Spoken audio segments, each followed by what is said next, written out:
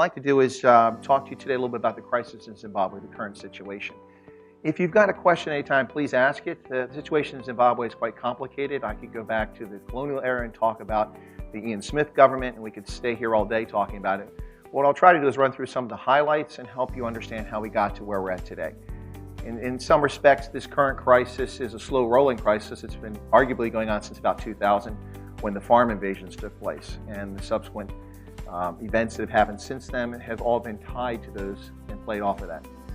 So for those who may not be aware, on the 12th of January, the current president of Zimbabwe, Emmerson Mnangagwa, announced that the fuel prices in Zimbabwe, which are set by the state, would be increased by 150%, which in effect made the price of petrol or gasoline the most expensive of any country. Of course, it's a country where people are desperately... All right, so today we're going to dive into the really complex, kind of slow-rolling crisis in Zimbabwe. It's a story that has everything: economic meltdown, a military coup, and this big promise of a new dawn that, well, it just never really showed up. And believe it or not, it all starts with a single, pretty shocking number. 150%. Just let that sink in for a second. What on earth could go up by that much, literally overnight, in a country where most people are already struggling so hard? Well, the answer to that question is exactly what sparked the latest wave of this crisis. Yep, you guessed it, fuel. In January 2019, the government just announced a fuel price hike of 150%. Just like that, boom. Zimbabwe had the most expensive gasoline on the entire planet. And you can imagine, this wasn't just some minor inconvenience. For millions of people, it was an absolutely crippling blow, and it led to massive nationwide protests. Okay, so Welcome to the Deep Dive, where your shortcut to getting truly well-informed. Today, we're diving into Zimbabwe, a situation that just exploded onto the headlines with, well, frankly, a shocking move. They hiked fuel prices, making petrol the most expensive on the entire planet. Just imagine that for a second. In a country where most people are struggling terribly, it's more than a statistic. It's a crushing blow. You've shared your sources with us, articles, research, our own notes, and our mission here is to use those as a map. We want to help you connect the dots, understand the really complex layers behind a headline like that. It is incredibly complex, deeply entrenched, you could say. There's really no doubt about it. What we're seeing now, it's less a sudden crisis, more like a slow rolling collapse. It's been unfolding arguably since those critical farm invasions back around 2000. These current events, they're just profoundly rooted in the long, often painful history.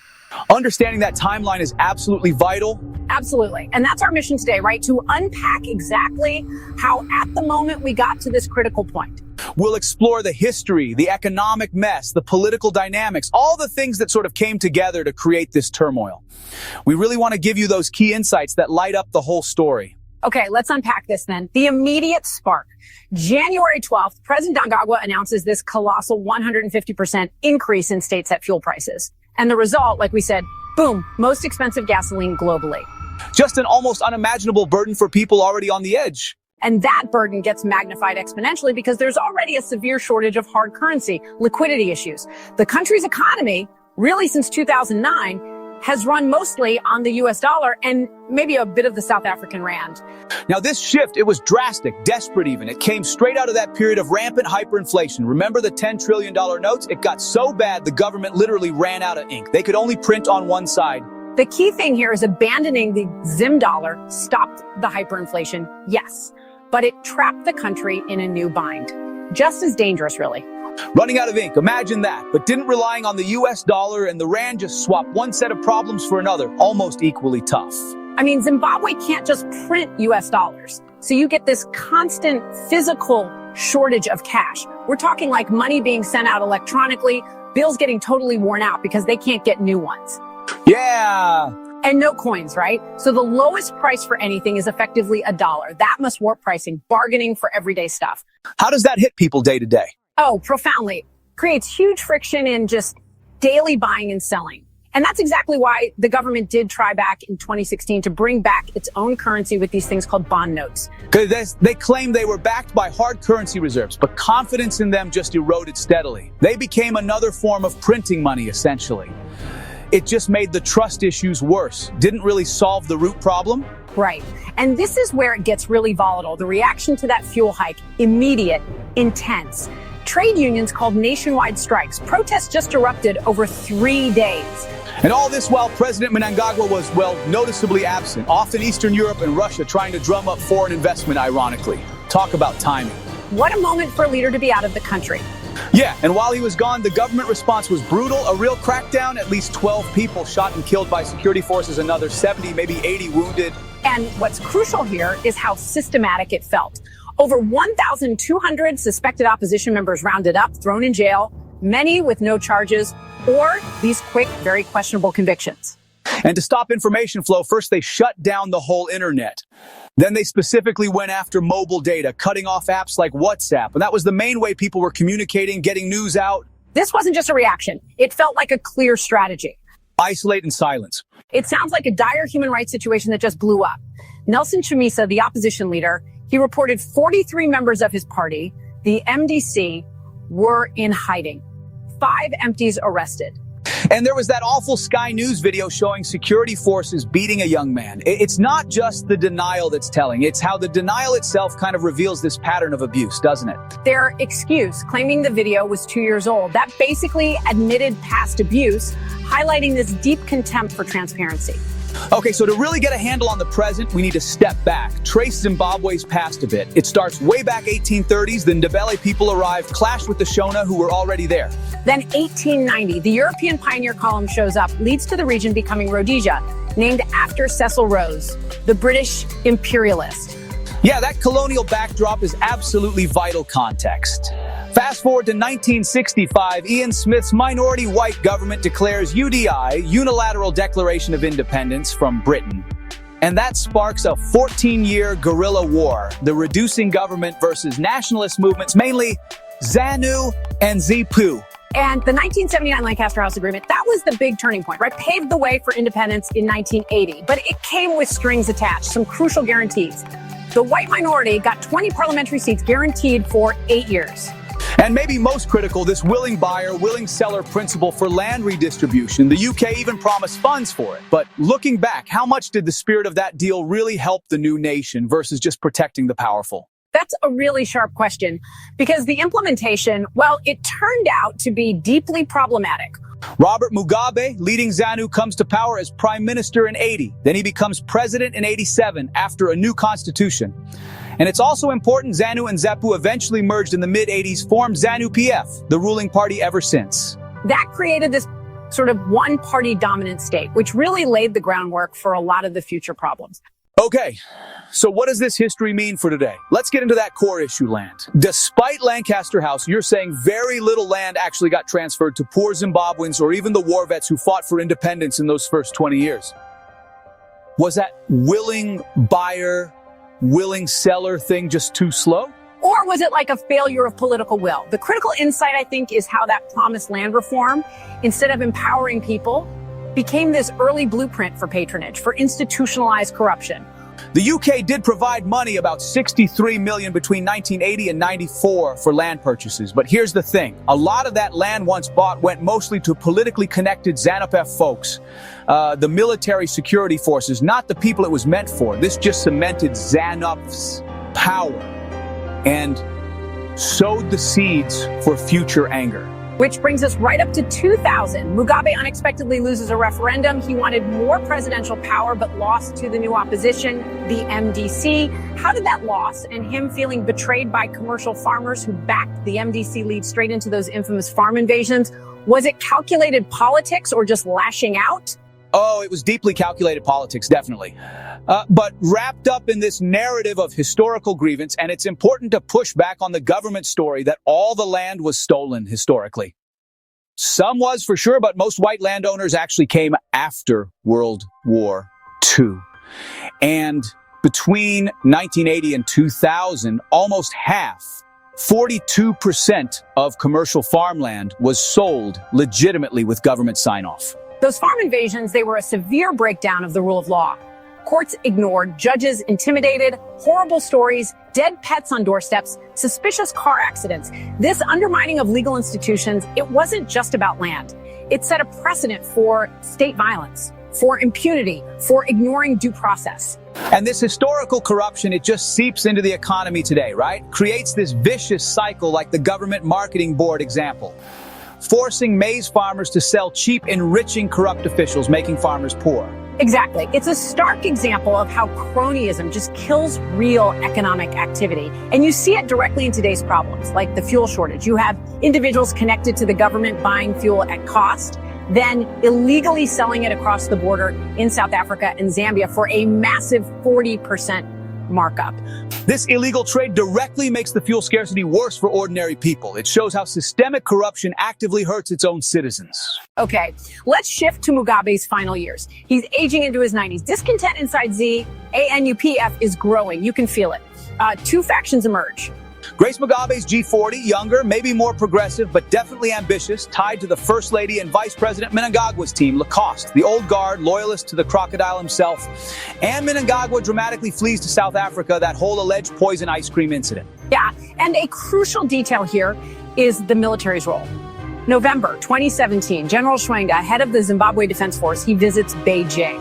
Right after he gets back, the military leaves the barracks. Mugabe's put under house arrest, and Mnangagwa is installed as president. It was completely outside the legal process. Now, the military denied it was a coup, but it absolutely was the first military takeover in southern Africa in living memory. That event just fundamentally shifted the power. It cemented the military as the real kingmaker in Zimbabwe, a role they still hold today. Right, and Mnangagwa starts with this charm offensive, visits neighbors, makes this popular announcement that the farm invasions were a mistake, even gives some land back, shows up at Davos in early 2018 looking for investment, promising reform, rule of law. What was the feeling then? Was there a real hope for change? There was definitely a wave of cautious optimism. A lot of people genuinely hoped for a new dawn, but that hope soured pretty quickly. The 2018 elections, opposition leader Morgenstein Gerai had sadly passed away. Nelson Chamisa rose up. The results were massively delayed. Protests followed, and the military fatally shot 6 demonstrators. A report came out in December 2018 blaming the military for those deaths, but zero action has been taken. Nothing. That just completely shredded those early promises of accountability and rule of law. And here's something really interesting to think about. Mnangagwa himself, he was part of the liberation struggle, part of the ZANU government right from 1980, held various big jobs. This long history with the very system he promised to fix, it raises a huge question, doesn't it? How could he genuinely be a new dawn when he was so tied to the old structures, the old policies he claimed he was changing? Was it ever really possible for him to break free? That's really the heart of the disillusionment now. Many people see his new dawn was more like a continuation, just a rebranding of the same old power structures. So given all that, you have to ask, why does the region, why does the world seem so quiet now? We just heard South Africa's President Ramaphosa calling for sanctions on Zimbabwe to be lifted. But what would lifting sanctions actually do for the average person there, and what's maybe driving those calls? Well, this gets to an important point about the sanctions themselves. The US and UK sanctions, they're targeted specifically at senior party members, security officials, not the general population, not the whole economy. The real insight into sanctions often isn't their direct economic hit, which can be marginal. It's how powerful they are as a propaganda tool. The government is masterful at using the idea of sanctions and blaming them for everything, like that story about not being able to import bull semen to deflect blame for its own failures. It's crucial for keeping public anger pointed outwards. Lifting them would probably change very little for most people day to day, but it'd be a huge PR win for the regime. And beyond South Africa, just silence really from regional bodies like SADC, the African Union. Like, it's such a contrast to how outspoken Botswana's former president Ian Khama used to be. Why this inertia? What stops them taking a stronger line? If you connect the dots, there are a few likely reasons for that regional quietness. First, ZANU-PF's liberation credentials still carry weight. Parties like South Africa's ANC, especially under Thabo Mbeki, felt they had to respect them, fellow liberation movement and all that.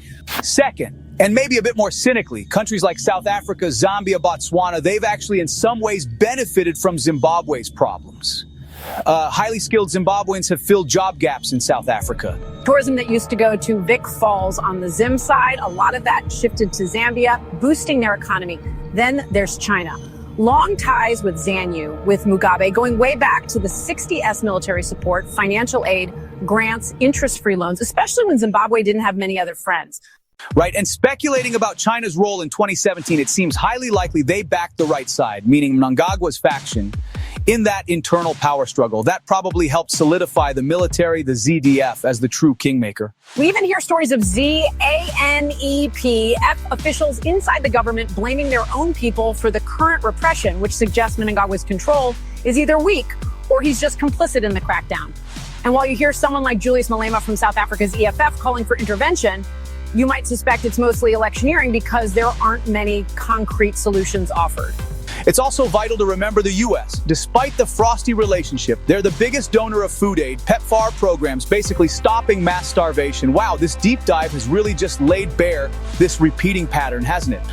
Political maneuvering, disastrous economic mismanagement, terrifying human rights abuses. It's a tragic story, all tangled up with colonial history and a liberation struggle that for so many people seems to have lost its way completely. And this raises a really important and frankly deeply troubling question right now. The situation is dire. The economy's in free fall, inflation at 290% a year? Human rights abuses just continue, no consequences. Given how the government consistently responds to any protests, any dissent, shutting down information, using the military, mass arrests, you have to ask, is the goal just to terrorize people into submission? And if that's the case, what on earth does it take to break a cycle like this? For any real path to reform to even begin to emerge? Those are powerful, haunting questions indeed. We really encourage you, our listeners, to keep thinking about this. But the implications of unchecked power, the huge challenges of achieving real political and economic change in a place this complex, and maybe what historical parallels this whole repeating pattern brings to mind for you. Those are powerful, haunting questions indeed. We really encourage you, our listeners, to keep thinking about this. But the implications of unchecked power, the huge challenges of achieving real political and economic change in a place this complex, and maybe what historical parallels this whole repeating pattern brings to mind for you.